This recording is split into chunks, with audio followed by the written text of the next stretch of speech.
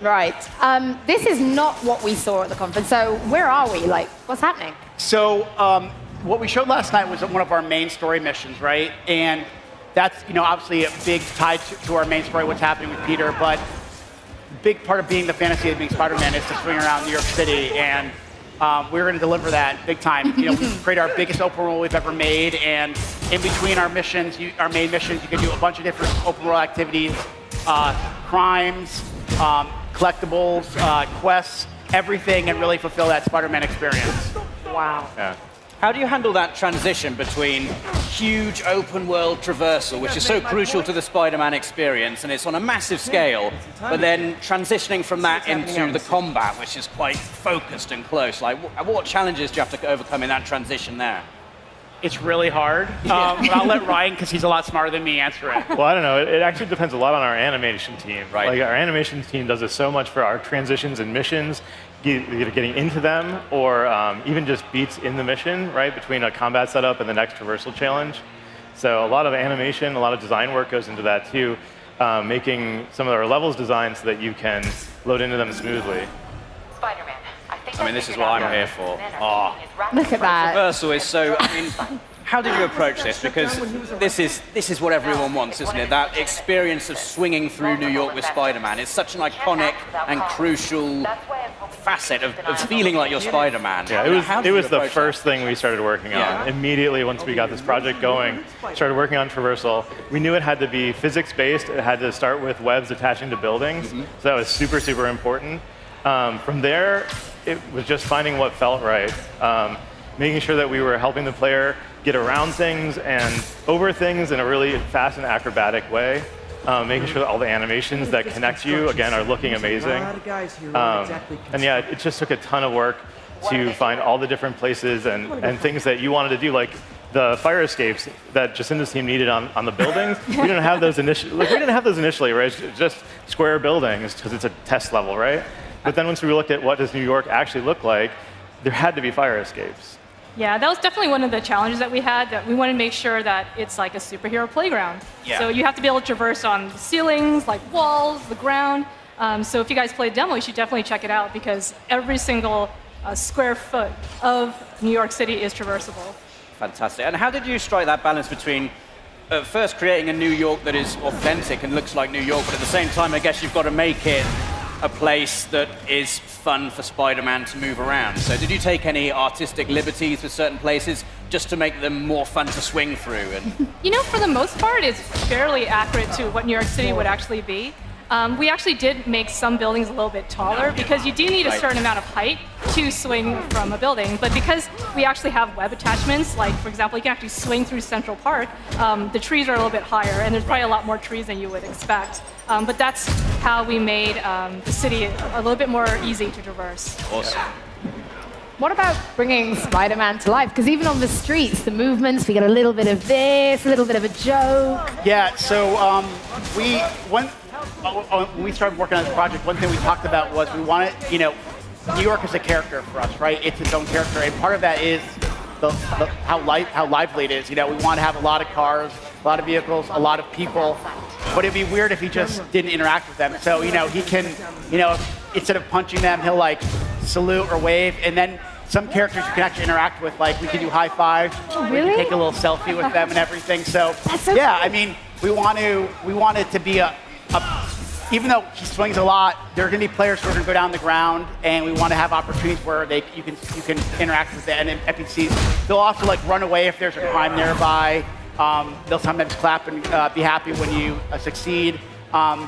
It's just one of those things that's, like I said, New York was really important for us to get right. Not only just the look and the feel, but also just how alive it is. Yeah. This is just fantastic. It's like, this is what everyone's wanted. Rob hasn't stopped talking about, this is what I've always wanted. I just want to swing around. But now I'm like, maybe I just want to be on the ground. It's been a dream project for a lot of us in Insomniac. So to see it, I just want to grab a controller and play it when it's awesome. So do I, quite frankly. Yeah, it's just this screen is pretty amazing. Yeah, saying it is being played live at the moment. It's just, we just wanted you guys to be able to tell us all about the game instead. Yeah, it's I mean, and this is, like I said, one thing about this is like, so Adam just completed what we call a fist-based there's a bunch of these different Fisk installments out in the city, and as you complete these open world activities, you'll earn these tokens, and you can spend the tokens to customize your Spider-Man. We always want you to be the Spider-Man that you want to be, so you can unlock new suits, new suit powers, suit mods, new gadgets, and upgrade those along the way. So, can we get some examples? Sure. So you see the little icon in the top right-hand corner is called the Web Blossom. Yep. So that's actually a suit power that you can unlock. And do you remember in the first combat room from Raft, he does that big twirly thing and the webs go everywhere? Yep. That's the Web Blossom. It's like a super move. Cool. And most of the suits actually come with a suit power, and you actually can mix and match them. So say if you like, our Noir suit, but you want Web Blossom, you can take that and place it on there, or, whatever the Iron Spider suit comes with, you could take that and place it on there. So can you change on the fly, or do you have to go to? You have to go to the menu to change it. But and then like for example, he has this web shooter attached. You can upgrade the web shooter to have more shots, faster reload, and then same thing for a bunch of our gadgets. And like look at that New York City. I was like, behold the power of the PS4. Yeah, I mean, it's right there. I mean, what was this? An applause from the audience. Good job. That is incredible. Yeah, it's by far the biggest game we've ever made, and yeah, that's still a guilty pleasure of mine because I like to just climb to the highest buildings and just do a swan dive. Yeah. Wow. It feels awesome. Yeah, so they're actually playing. The demo is actually only a very small portion of the playable area in the city. So we have multiple districts, and this is really basically one district with maybe a couple corners of others, but it's a massive world. And so how do you bring a massive world to life with activities then? Because, okay, swinging around is fun, but we want to do stuff in that world too. Ryan? I'm sending all the hard ones to him. Yeah. Thanks, Brian. We have a lot of different activities that are in the world. In this demo, there's actually our research stations. Everything comes with a story reason for it. There's also our dynamic crime system. There's that Web Blossom we were talking about. You can see they're stuck in there now inside that little cubby. So the dynamic crime system is there all the time. And so you actually earn the tokens through that and then put those back in your upgrades. And then as you go through the story, different other activities unlock across the world. Yeah, that's kind of one of the cool things about the city is that it's constantly evolving, Yeah. The citizens evolve, the activities evolve as the story evolves. She's actually pointing So another out something. thing is actually, at certain points, they'll actually, the people in the world will actually point out things that you can do, like they pointed to an activity in the world. So Off you go. off you go. Yeah. And Peter Parker has been Spider-Man for 8 years in this That's game. right. What was behind the decision to make him a more experienced Spider-Man? So I think when we were early on, we were talking about the story and the kind of story we wanted to tell. We knew right away we didn't want to do an origin story because people told us pretty quickly they don't want origin stories. And coincidentally, the studio side was doing the younger Spider-Man, which is a great. So we thought, what would be a good time in his life to explore? And I just remember back when after I graduated college, what life was like. It's like that. And you're finally an adult now. You're paying your own bills. You have a job for the first time. You're trying to make a name for yourself. So we just thought that would be a good opportunity to explore for Peter. And they're so accessible to people who aren't the hardest core fans, right? So we worked really hard with whether it's design, art, character, UI, to make sure, and the story, to make sure that we're educating people who Yuri Watanabe is, even who Aunt May is, or Martin Lee, aka Mr. Negative. We want to make sure that whether it's actually in the game, whether you're playing a mission, or even you're going through our UI, that we educate you on who these people are, because we can't assume that everybody knows the characters like we do, right? That's just unfair, because our job is to know who these characters are, right? But I think we want to make sure that it has a level of accessibility. I think everything we do, whether it's swinging, combat, upgrading his character, and then our story and our lore, there's a level of accessibility to it. We want as many people to play this as possible. Yeah. So I think that's what the comics and the movies do really, really well. Yeah, and I was going to say too, in Marvel stories, first and foremost, all of the characters are human, right? Who just happen to have extraordinary things happen to them or happen to have extraordinary abilities. And that's what we're telling here. We're telling a human story. And I think that players who even, if they're not Spider-Man fans, will find this story very relatable. So. I mean, I totally agree. Like, I mean, that was the biggest thing we said. As much as it's awesome superhero fantasy, it has to be a human story. And I think that we want it to be a great, interesting story, even if you didn't have the superhero. That's just, that's the layer we put on top. And it's, like I said, it's much of a Peter Parker story as it is a superhero, as a Spider-Man story. I think the other thing is that we worked really close with Marvel to find out the identity of those characters, like really what defines that character, and then work from that in our universe. That's something Brian and Bill Roseman at Marvel worked on really a lot. Yeah, the one thing to remember is this is not based on the movie, or it's not based on a particular comic story. It's our own Spider-Man universe, and the mantra was we want to respect the traditions of the franchise, but we also want to don't be afraid to mix things up. Yeah. So, like for example, in our world, up into this game, Wilson Fisk has been the big bad. Like it's all about taking down Wilson Fisk, and then once he's out, it opens the door to new threats. So, and the great thing working with Marvel is they've been so open to pretty much everything. And there's some really big things in the game that we haven't revealed yet that I think are going to surprise a lot of people, that they were like, they went for that. And people like Bill and Eric and Mike, they've been unbelievable collaborators on this, along with Sony. And it's quite amazing that you've been given the freedom to create your own Spider-Man universe. Can you remember, like, I don't know if you can pinpoint a specific moment, but the first day you guys worked on this game and you knew you were going to be creating your own Spider-Man universe, what were the first ideas that came into your head?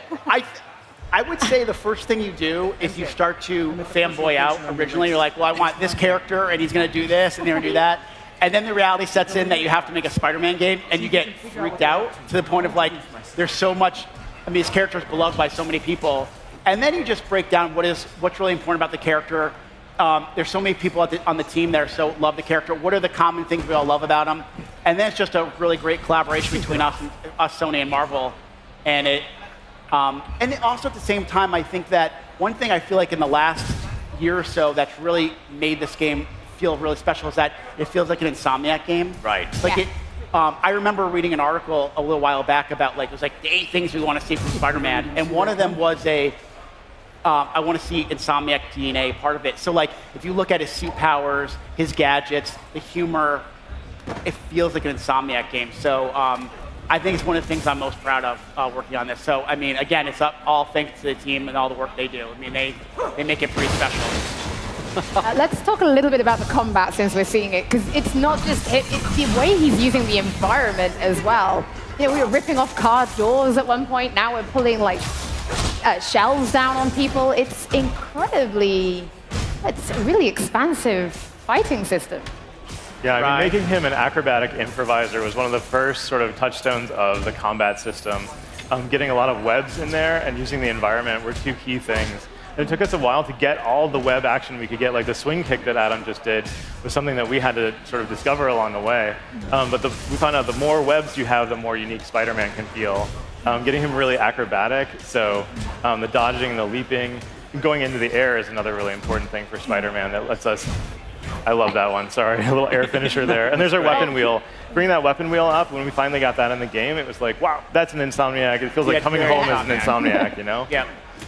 We're seeing some of them in action now. And like for us, our experience with Sunset Overdrive gave us a leg up on getting Traversal up and running. But for us, for combat, it was just something new. It was something we hadn't really done a big third-person action game like melee-based. So it took a little while, but I would say, I mean, a big hats off to the combat team because they really embraced the character, and whether it's the design, the gameplay programming team, the animation. And then just our character and rigging team, basically the entire studio. Everybody. Pretty much. Everybody. Really, I mean, that's the thing. I want to think about Insomniac. It's such a collaborative team and effort, So nice and that it wouldn't be possible without stuff. So to finally see it all kind of gel and come together is pretty awesome. Like one of my favorite days at the studio was when we had pretty much everybody represented. We had UI there, everybody, and we were talking about different suit powers and different gadgets. And it was like I remember walking out of there and telling Ted, our president and CEO, going, this is one of the best meetings I've been in 10 years of working at the company. Wow. So it's what makes Insomniac pretty special. Then that's what goes back to what you said. It feels like your game. Yeah. And that's why. Yeah. That makes me, hearing that, just, big old smile on my face. Puts a smile on our face, too. Yeah, that's how it should do. I'm sorry, I'm just watching the That's I'm absolutely You're more than mesmerized. welcome to just watch. I'm like, We can shut up and just watch it. I know. All right. Now, this has been absolutely incredible. I guess this was like a side mission we picked up? Yeah, so basically this was an inner demon base that, so after you take down Wilson Fisk, a new gang comes into town, the inner demons, and they have different installments throughout, and basically what you're doing, you're clearing these things out, and after you complete it, you actually get currency that you can use to customize your Spider-Man. So you could use it to like unlock a new suit, an upgrade a gadget, or craft a new gadget, new suit mods, and I think it really, we realized really early as we showed the game early to people, the suits are really important to people, like Yes. really important. Yeah. We've heard all the requests, and You're like, yeah. And Gavin, if you're out there, Yeah. thank you. Gavin's our lead character artist, and having that that carrot to kind of customize your Spider-Man how you want him to. And the trait is that however you look in the like when you're playing, if you go to a cutscene, he's wearing that outfit. So That's what I like. Yeah. That's exactly Yeah, I was what going to say it was kind of funny because there's a lot of really big Spider-Man fans on the character team. Oh, so yeah. then originally we're like, oh, maybe we'll just do a couple. And then just more and more Spider-Man skins kept showing up. Sometimes even without requests, right? My favorite is, so Gavin, our lead character artist, will maybe like a Saturday morning, and he'll just text me a picture of a work in progress suit, and he'll just do his, come on, like ... And then I'm emailing Marvel going, so, ... and they usually give a thumbs up. So it's just all of us kind of fulfilling a dream that we've wanted for a long time. And when you see the other suits in the game, they look so damn good. Like just the materials and everything, just it's so good. Yeah, that's one of the things I'm most excited about, and I can't wait for fans to play the game and check out how many suits there are. People have been tweeting us forever and asking for all these suits, and I wish I could tell you what they were, but you guys are going to have your minds blown when you actually... There's a lot of suits. I mean, I would quite happily right now just take this demo and just see what I could find in it, but maybe I wouldn't get that lucky. It says focus bar full. Tell me a little bit about what that means. Right. So the focus bar is sort of represents how your flow in combat and traversal, and then you can use that for one of two things. You can either use it to instantly take down an enemy, or you can use it to heal. And so it's a little bit of risk reward in the gameplay system that lets your basically your performance determine how you want to succeed, right? So that's what you're doing, and you can actually build that up through like acrobatic combat, whether it's using webs, getting into the air, or actually doing cool traversal moves as well, swinging around the open world. Rob hasn't taken his eyes off the screen. I don't think Rob doesn't realize he's on the stage anymore. He's just like Spider-Man. Yeah. Do you have any questions for us? Can you climb to the top of the Freedom Tower? Yeah. Can you do it? Not in this Not demo. in this but demo, yeah, no. it's on the other side of the city, but yes, you can. Empire State's in this. Yeah. In this And also you can go to region. you can go to I think Avengers that's our Tower as tallest well one. if you want. or You can climb swing- on anything. Yeah, Yep. you can pretty much. There's nothing you can't climb on. Is the whole of New York like available right from the get-go? Can you swing around the whole? Yeah, I mean, pretty much. I mean, we send you to Fisk Tower pretty quickly. Like the game opens up with you getting basically an alert that hey, we're going after Fisk right now. Get your butt here, and you start swinging toward it. Then you finish that mission, and the whole city's open to you. Amazing. Yeah, and it's you can explore it from the Fantastic. pretty much the minute after you defeat Fisk.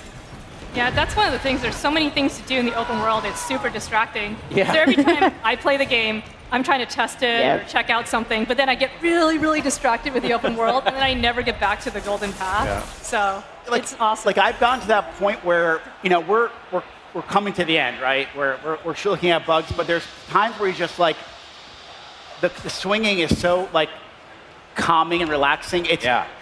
It's a point where I say this, and this means a compliment. You almost take it for granted because it's so easy just to get in the flow of things, and it almost becomes like therapeutic. Like it's relaxing to swing through the city after a hard day of working. Are you trying to say making games is stressful, Brian? Yeah, sometimes. Is that what I'm hearing? Sometimes. But yeah, I mean, it's just, it's like we will continue to work on traversal till the producers tell us we can't work on it anymore. And so that is it. Guys, it's got to ship. Yeah, exactly. Let's talk about some of the colored beams of light we kind of see now and again on the map. I'm assuming they represent things that we can do, but what are those particular things? Oh, the beams. Yeah. No, basically is, you can go to, you can hit pause and go look at the pause menu, right? But like, we want to keep Spider-Man moving. So you basically just kind of ping the world, and your kind of visors gives you a view of all the activities in the area. So like the green represents one of Peter's old backpacks, and there's a collectible in there that kind of gives you a little bit more of the history of his 8 years of being Spider-Man. You'll see red is for the active crimes in the area, and then there's ones for bases, research stations. So research stations are these quests that you can go on, and the research stations are actually run by Harry Osborn, your best friend, who's out of town. And he's like, hey, Pete, can you swing by? You're a smart guy. But he doesn't know you're Spider-Man. So he just thinks you're this smart scientist who's going to solve these problems. But of course, we solve them as Spider-Man. So we have all these, and these are just a handful of the activities that you can do in the world. So I just saw the high five, and I was it's like, one of those so things, we just like the beams are lighters kind of, we want you to be able to get where you want to go quickly without kind of stopping the game. This is amazing. I'm a little worried that I think we're coming to the end of our time here on stage. No, that's And I'm not sure I want to king off now. Like, Oh, now yeah, now you get to the shock Well, now phase. we're going to have to carry on, guys, because I need to see what happens here. So, I mean, this, like I said, we wanted to bring a lot of villains to E3, so this is actually the Shocker who you meet early on in the game, and of course he... Thank you. I'm glad you're happy. Here's Shocker for you. And, you know, Shocker is robbing a bank, so we got to take care of business. Classic bad guy move. Exactly, Don't rob yeah. a bank. Yep. 4 banks in New York City. It's a very fancy bank. It's a very fancy bank. So this is what you call like a boss battle? This would be a boss encounter. So you actually, early on in the game, will run into Shocker. He actually ends up robbing somewhere else, and you actually chase him down, and eventually later on, he's trying to finish the job, and it's your job to stop him. It looks. And we'll have other villains that we haven't revealed yet as well. Oh, you still haven't revealed more? Yeah, even after last night. We didn't figure this would be enough. So you know, we have. Again, it's like one of those things. You just need some great boss fights and a lot of villains to have that true superhero experience. This is incredible. What do you think? Are we nearing the end of this boss fight? Do you reckon? Actually, it's going to probably go on for a little bit. It's one of the tougher